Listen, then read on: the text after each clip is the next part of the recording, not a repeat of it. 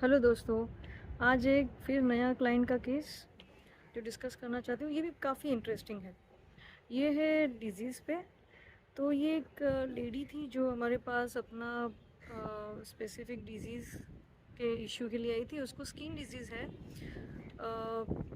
जो स्पेसिफिक मतलब जिसको हम बोलते हैं कोड हिंदी में, मतलब जो एक वाइट पैचेस होते हैं स्किन पे, जो आई थिंक किसी किसी को बचपन से ही होते हैं, किसी किसी को कोई स्पेसिफिक एज में वो आने लगते हैं। तो ये उसको स्पेसिफिक जो कोड था, वो जानना चाहती थी कि ये स्पेसिफिक असाध्य रोग उसे क्यों हुआ, क्या उसके पीछे का कोई कारण ढूंढ सकते हैं, क्योंकि उसे पता था कि पास्ट लाइफ रिग्रेशन एक ऑल्टरनेट हीलिंग है और उसके माध्यम से हम उसके रूट कॉज को जान सकते हैं कि कहाँ से आया ये। तो before I start talking about this case, मैं एक शॉर्ट में बताना चाहती हूँ पास्ट लाइफ रिग्रेशन है क्या। ये कोई बहुत ही इसके बारे में टैबू मैं सुनती रहती हूँ कि बहुत सारी अंधश्रद्धाएं हैं इसके बारे में। तो इन सिंपल केस में ये बताना चाहूँगी कि पास्ट लाइफ रिग्रेशन एक स्पिरिचुअल साइंस है। स्पिरिचुअल साइंस मतलब क्या, कि जिसको हम प्रूव कर सकते हैं, साइंटिफिक है, जिससे हम एविडेंस है, जिसके एविडेंस है हम उसको विज्ञान की कसौटी से जो पास हो सकता है, हम देख सकते हैं कि कैसे ये चीज़ें हो रही है। और अक्रॉस द वर्ल्ड इतने सारे साइंटिस्ट, इतने सारे साइकेट्रिस्ट जो इस पे काम कर रहे हैं, अलग अलग मेथड्स को ढूंढ रहे हैं, समझ रहे हैं कि किस तरह से हम अपनी एक सोल की जर्नी में हम अपने पास तक जाके देख सकते हैं कि रूट कॉज क्या है। और ये समझना इतना मुश्किल नहीं है, क्योंकि हम खुद जो अभी बने हुए हैं वो कोई ये लाइफ में अचानक से नहीं बन गए। सबकी इतने अलग अलग है, सबके नेचर अलग अलग है। किसी के पास बहुत पैसा है, किसी के पास बिल्कुल नहीं। कोई बहुत सुंदर है, किसी को भगवान, मैं भगवान नहीं बोलूँगी कि भगवान ने कोई रूप दिया, बट आप देखोगे तो बहुत डिफ्रेंसिएशन है राइट सोसाइटी में, कि किसी के पास देखोगे तो बहुत ज़्यादा अक्ल है, किसी के पास बहुत कम है। और ऐसे शायद हम गिनने जाए तो ऐसे असंख्य चीज़ें हैं जो हम देख सकते हैं कि अचानक से एक इंसान में कैसे आई। तो ये हम अपनी अलग अलग लाइफ से अपनी कैरेक्टरिस्टिक्स लेके आते हैं, जो भी हम एक्सपीरियंस करते हैं उस वो हमारे कुछ एक्सपीरियंस मन में रह जाते हैं, जिसको हम सबकॉन्शियस माइंड बोलेंगे। कि वो सबकॉन्शियस माइंड में वो एंटर होते जाएंगे, और जो जो अलग अलग एक्सपीरियंस है उसके बेस पे हमारी जो बिलीफ सिस्टम है वो स्ट्रांग होती है कि ये चीज़ ऐसे ही होती है, ये चीज़ से मुझे डर लगता है क्योंकि पास्ट में मैंने ये एक्सपीरियंस किया था। तो ये हो सकता है ये एक्सपीरियंस सेम लाइफ का ना हो, पास्ट लाइफ में। और अभी हमारे पास ऐसे काफ़ी एविडेंस है जहाँ पे हम देख पाते हैं कि हम क्या चीज़ को एक्सपीरियंस करके आए, इसीलिए इस लाइफ में हम उस चीज़ से डर रहे हैं, हमें कुछ कड़वा अनुभव हुआ और इसीलिए हम उसको इजीली उस चीज़ को भूल नहीं सकते। तो इस स्पेसिफिक केस में क्या हुआ कि जब उसका केस डिस्कस किया कि ये स्किन डिजीज़ आया, उसके पहले की उसकी लाइफ, अभी की लाइफ में क्या क्या घटनाएं हुई, और जब उसको पास्ट लाइफ रिग्रेशन सेशन के माध्यम से वो मेडिटेटिव टेक्निक से हम लेके गए, तो जो चीज़ें समझ में आई वो ये थी कि अभी ये स्पेसिफिक लेडी एक लाइफ में प्रोस्टिट्यूट थी। तो जो भी मजबूरी की वजह से उसको उस बिज़नेस में धकेला गया था, उसने वो बहुत ही कष्टदायक ज़िंदगी गुजारी वो लाइफ में। और एंड ऑफ द लाइफ ये बहुत ही इंपॉर्टेंट होता है, क्योंकि पूरी लाइफ में हमने जो सीखा है, जो समझा है, उसी की बेस पे हमारी मानसिक अवस्था होती है।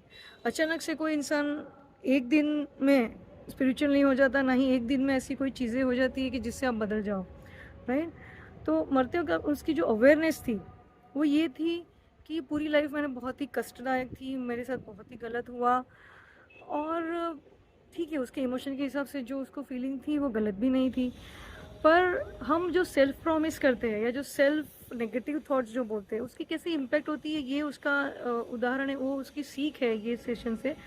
कि उसने मरते वक्त उसके मन में जो इच्छा, हम बोलते हैं डिज़ायर या सेल्फ प्रॉमिस, कि उसने मन में ये बोला कि ये पूरी लाइफ जो कष्ट मुझे मिला, मैं ऐसे दोबारा ऐसी फीलिंग नहीं चाहिए। तो उसके मन से जो शब्द निकले उस वक्त, मन में जो फीलिंग थी वो ये थी, I should never be touched. उसका मतलब है कि मुझे कभी कोई छूए ही नहीं, कोई मुझे उस टच ही ना करे। तो ये सबकॉन्शियस की जो थियरी है वो समझना बहुत ज़रूरी है यहाँ पे, कि सबकॉन्शियस कैसे काम करता है। वो एक 5 साल के बच्चे की तरह है। उसका जो कंसेप्ट है वो क्या है कि वो ब्लाइंडली आप जो भी सेल्फ टॉक कर रहे हो या जो सेल्फ प्रॉमिस कर रहे हो या कोई भी इच्छाएं रखते हो, वो अपनी वो स्लेट में उस चीज़ की एंट्री हो जाती है। वो ये नहीं सोचेगा कि आपने जो मांगा वो लिटरल मीनिंग उसका क्या है, उसका भावार्थ क्या है। वो सिर्फ आपने जो भी इच्छा प्रकट की, वो सबकॉन्शियस का काम है कि उसको वो स्टोर करे और वैसे एनवायरनमेंट आपको दे ताकि आपकी इच्छा पूरी हो।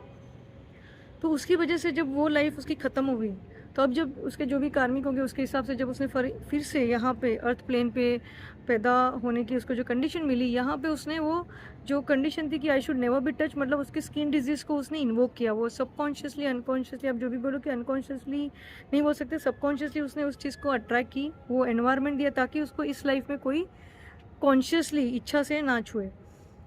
तो ये उसकी इच्छा को प्रोटेक्ट करने के लिए उसको ये बॉडी इस तरह से मिली।